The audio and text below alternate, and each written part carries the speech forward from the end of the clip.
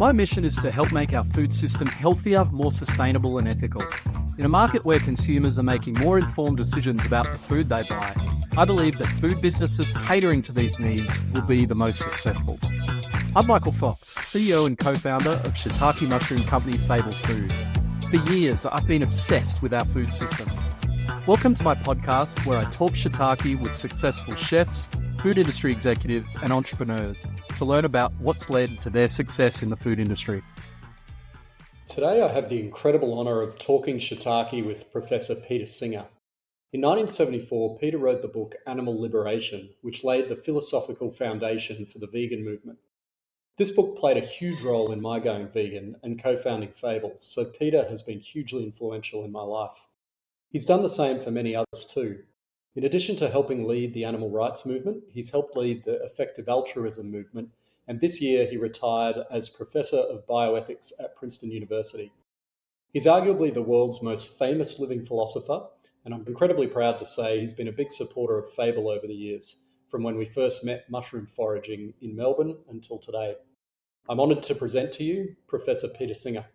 So next year marks the 50th anniversary of your seminal book, Animal Liberation. It's widely considered to have laid the philosophical foundation for the vegan movement. And it's, as we've talked about, it's been hugely influential in my life, setting me down the path of veganism and to start Fable. How do you feel now about where humanity and its treatment of animals is 49 years after writing that book? Well, not really all that great, I would have to say. There certainly has been some progress, and that's encouraging. There is an animal movement that is concerned about factory farmed animals in particular. That's really important. That really didn't exist 50 years ago. There have been some laws passed in some jurisdictions, most notably in the European Union, but also in some states of the United States, California, for example, that give animals somewhat more room to move around, really basic things, stretch their limbs that they didn't have before. But factory farming itself has actually grown a lot in that 50 years. The world's population has grown. Countries like China have got more prosperous and people can afford to buy more meat, and so more meat is being produced. So in many respects, you would have to say things have got worse for animals than they were 50 years ago. And that's really quite distressing, because I do think of factory farming as a vast atrocity, involving literally hundreds of billions of sentient beings. And I know you've followed the meat alternative space for at least the last 5 years, but probably for many years before that, eating a plant-based diet yourself for so long. How do you view its impact to date? Again, it's a little bit like factory farming as a whole. It's made some progress. There are products out there. They're on supermarket shelves. When I started thinking about not eating meat, you had to go to a special health food store to buy any of these products. And I have to say they were pretty bad compared to today's products. So that's progress. But it's still a very small minority of the meat that's sold. It doesn't compare with the vast quantities of animal products being sold. And so far it hasn't broken out of that niche market. There are more people who are like not vegan or vegetarian, but reducitarians. They reduce the amount of meat and occasionally they have these products. That's good. They're certainly more available on restaurant menus. That makes it easier for me to go out with friends and find things that we can eat. But they're still a bit pricey. They're still more expensive typically than the meat products. And as far as the, lab-grown meat or cultivated meat or cellular meat or whatever, yes, I've been interested in that space for a lot more than 5 years, maybe 25 years. And it's always been, give us another 5 years and we'll be there. And it's still, give us another 5 years and we'll be there, in the sense of, the product exists. I've actually eaten cellular chicken in Singapore where it's allowed to be sold. But it's nowhere near competitive in price with chicken. And, I can't really say how closely it resembles it in taste, but I don't see that as making an impact for quite some time. Can you take us through the basics of, and this is probably hard to just do the basics, but the basics of consequential utilitarianism and how you apply that to animals and the treatment of animals? Sure. So let's just get the term straight. A consequentialist view is one that says an action is right or wrong depending on its consequences. So if it has the best consequences of any action open to you, then that's the right thing for you to do. If it doesn't, if there's something else you could have done that would have better consequences, then it wasn't the right thing to do. You could have done something better. And that's a family of theories, consequentialism, because there can be different views about what it is to have the best consequences, right? The term best consequences is open to different interpretations. Now, utilitarians, going back to Jeremy Bentham at the end of the 18th century, said by best consequences, we mean what will do the most to increase happiness and reduce suffering and misery. And so that's the utilitarian view, that those are the consequences you ought to look at. And the right action is the one that will do the most to reduce pain and suffering and increase happiness and pleasure. And then applying that to the treatment of animals? Well, I think actually it's one of the really good things about utilitarians that even going right back to the 18th century when there were no laws at all in the United Kingdom or anywhere else really to protect animals, Bentham and his successors, John Stuart Mill, others, said since animals can feel pain and pleasure presumably as well, their pains and pleasures can't. This is not just focused on human happiness. This is focused on the happiness of all beings capable of experiencing happiness. So right from the start, the utilitarian view was that, yes, animals can. And in particular, we shouldn't be cruel to them. We shouldn't cause them unnecessary pain. Those things were there from the beginning. So you and a team of people that you work with spent many years advocating for McDonald's to move to using only cage-free eggs, which earlier this year they achieved. Obviously, they're still using chickens, and many of the ethical issues surrounding chickens, the use of chickens in agriculture still apply. Yet you advocated for the move to cage-free eggs. Can you take us through how that fits with consequential utilitarianism? Certainly, I think it fits very clearly with that consequential view, because we need to try to get to a world with less pain and suffering in it, and specifically less pain and suffering for animals. So how do we do that? Now, we can just say, hey, everybody, let's just stop eating them. Let's just all eat plant-based diets, go completely vegan, and that will solve the problem. And it would solve the problem and would have wonderful, environmental consequences as well, of course, if everyone were to do that. But, it didn't take very long for me to realize after publishing Animal Liberation that while some people were responding to the message in that way, they were a very small minority, and most people were not responding in that way. So how do you reduce the pain and suffering that we inflict on animals while acknowledging that it's not going to be the case that people will go in one leap to being vegan? So the answer, I think, to that is we try to move one step at a time. It's a long march, and you can only achieve a long march by continuing to move forward. So if you have a system of producing eggs where the hens are crammed, and literally crammed, I've seen it, into cages, and I say you have a cage about this big, and it maybe is the total living space for 4 or 5 hens. And even if just one bird were in that cage, she couldn't stretch her wings fully. And there's 4 or 5 of them, and they're rubbing up against each other. They're rubbing against the wire. Their feathers are getting rubbed off. Their skin is getting rubbed raw. And the dominant, more aggressive birds are pecking at the weaker birds, who, of course, can't escape because they're all locked into this small cage. That's, I think, a really horrendous life for egg-laying hens, and they're going to be in those cages for essentially all their laying life, which might be a year, might be 18 months, and after that they get thrown out and killed. So one way you can reduce pain and suffering is by saying hens shouldn't be in these cages. They should either be in much larger cages where they can move around, or they should be, somewhere where they can walk freely on the floor. Ideally, they should be free range, able to go outside. But at least they should be out of the cages and perhaps in a like large shed where they can walk around.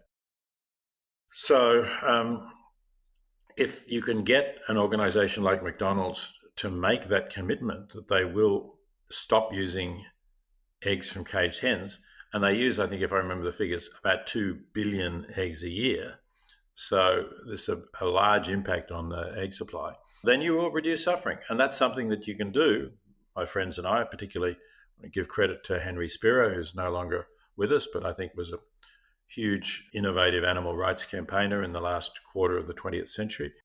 If we can get McDonald's to commit to getting rid of cages, even if it's going to take them some time to do it, because at the time that we started with McDonald's, there simply wasn't enough, cage-free egg production to meet their needs. But if we can commit to them, well, that will reduce the suffering of hundreds of millions of hens that would be laying these 2 billion eggs that they would use. And that is what's been happening in the United States. When I started writing animal liberation, I would say pretty close to 100% of the egg-laying hens were in these small wire cages. Now it's down to, I think, just over half, or a little bit over half still, which is really bad. And I should mention in the entire European Union, these cages are prohibited now, but in the United States, they're not. So still, that's hundreds of millions of hens who are no longer in cages, not all due to McDonald's, but all due to a campaign against McDonald's, against other fast food chains, against some of the big supermarket chains, to say, shift your egg supply away from caged hens. And that's a lot of suffering that's been prevented.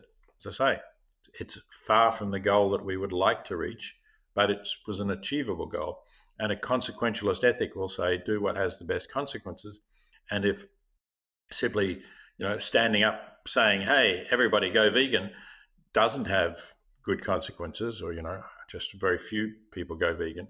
Whereas if saying to McDonald's, shift your egg supply away from caged hens, does affect the lives of millions of hens in a positive way, that's what you ought to do. As you know, we've just launched a new shiitake mushroom ingredient designed to be blended with beef. Like the founding of Fable, your philosophies have been hugely influential in how we think about launching a product like this. I'd love to hear your thoughts on this product directly, or the philosophical side of this product directly. Right. I think it's an interesting step forward. I don't actually know how much of the beef you're replacing. So if somebody uses your product, is it like 50-50, that it's half mushrooms and they're using only half as much beef, or is it less than that or Yeah. more than that? Yeah, depending on the recipe that the end customer is aiming for, it's so far it's been between a third mushrooms and half mushrooms. Mm-hmm. Okay. So, I mean, obviously you're doing this because you believe that this product will catch on and have wide use. Whereas if you had a plant-only product, and I know you do have some plant mushroom-only products, I've eaten some of them and I find them tasty myself, but you're thinking that you will be able to reach a wider range of customers with this blended product than you would if you were a 100% plant-based product. Is that right? Yeah, that's it. Yeah, the 100% plant-based products or mushroom-based products, I mean, they're doing well, and we do get more meat eaters. It's more than half of our customer base are meat eaters, but obviously it's also a lot of vegetarians and vegans eating the product, which is good, but they're already doing the right thing. So yeah, the goal with this product is, you touched on it before, the challenge with plant-based meat products to date. A big one is cost. They're more expensive than animal meat products, and cost is a massive driver for why people buy food. The other big driver is obviously taste and texture. And in blind taste tests with blending the shiitake mushrooms in with the beef, the majority of people in blind taste tests prefer it to 100% beef, because you get the additional umami flavor of the mushrooms in with the beef. So it means we've got a product that tastes better than beef, it's cheaper than 100% beef, and then you get the ethical environmental benefits of it only being half beef instead of completely beef. So yeah, obviously vegans and vegetarians aren't going to eat it because it's got meat in it, and that's good because they're already doing the right thing. We're not trying to convert vegans and vegetarians, but we're trying to convert the meat eaters who want to reduce meat consumption but struggle to because of cost or taste and texture. They don't want to sacrifice taste and texture. We're trying to come up with a product that satisfies them and gets them to at least halve their ground beef consumption. Right. I don't quite follow how if plant-based products are more expensive than meat products in general, your blended thing is less expensive. Yeah, good question. So, because there's the flavors and the fats of beef in the product, we can produce, we don't have to do all of the things to the mushrooms that we do with our plant based products because we can leverage some of the flavor and the texture of the beef. So, there's, our products are all natural and minimally processed, but we can do even less processing with this product. Also, the format, because it's a ground beef product, we can use a different type of shiitake mushroom stem compared with what we use in our pulled plant-based product. So we're able to have even less ingredients, less processing, and it actually allows us to produce an ingredient that ends up being cheaper than the beef. Okay, well, congratulations, and I do hope that this product will reach a wide range of consumers, and of course, as you say, they will be meat eaters. They won't be vegetarians and vegans. So if it does, and if it then reduces the consumption of beef among those customers by between a third and a half, you say, I think that will be a good thing. It will be a good thing for animals. It will be a good thing for the environment because beef is particularly bad for greenhouse gas emissions. Cows emit large quantities of methane. So it will be good for the climate, it will be good for the environment more broadly because we have to grow a lot of grain to feed all of those cows. And a lot of the soy crop, for example, a lot of the clearance of the Amazon goes to grow soy, 70% of which is fed to the animals. So I think it will have environmental benefits as well as benefits for animals. And again, while I would rather we got away from beef and other animal products altogether, this does seem to be something that an ethic that looks towards consequences can support because the consequences will be better than people just continuing to eat 100% beef. So some in the vegan community take a very purist approach to plant-based eating and take the view that hybrid products like this are just as bad as eating meat. And despite developing this product, I can empathize with that view. Like you said, it would obviously be a much better outcome if people stopped eating meat completely. But as you say, the consequences of having just plant-based products, it's still less. Meat alternative products are still less than 1% of the total meat market. So we see that the consequences of having the blended product, we can hopefully have an even bigger impact. But what would you say to purist vegans, or how would you encourage purist vegans to think about this? Well, I would encourage purists to think about the consequences of what they're saying. And is it really going to help animals at all to take this purist line? Now, if they believe that somehow, if you did not produce this blended product, these people would stop eating beef, then they would be right. Okay. But there's no evidence that that would happen, right? As I said, it's 50 years since Animal Liberation was published almost, and beef consumption is increased actually over those years. So unless people have some radical new strategy and they would say, well, if people had to choose between eating 100% beef products and eating 0% beef products, they would choose the 0%. If they can't show why that would be, and I take it that they can't, then I think they're wrong to say it's all or nothing. We need to try to reduce the amount of animal suffering. We need to try to reduce the greenhouse gas emissions. Those are huge, major problems, both of them. And if there's not a strategy for getting people to shift to entirely plant-based diets, then I think what you're doing with a blended product is the best thing we can do in these regrettable circumstances where people, even people who know about factory farming and some of the arguments are still continuing to eat meat. Do you have thoughts on what we as a company should be mindful of as we take this product to market? Like, are there risks or ethical traps we might find ourselves in, and how should we think through these? Well, I mean, there's always ethical traps, right? I suppose people could say, hey, there's too much mushroom in this. Let's cut it back. Let's make a product with just 10% mushroom.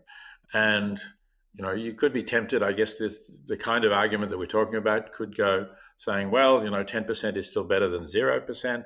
But obviously, if you can get people to accept a product that has a third or a half of plant-based content, you're doing better. So I'd hope that you would say, no, this is a product that the consumers like, that we can sell, and that's the product that we want to put out there because that'll have a much larger impact on animal suffering and the environment than if we were to switch to a product with a significantly lower plant-based content.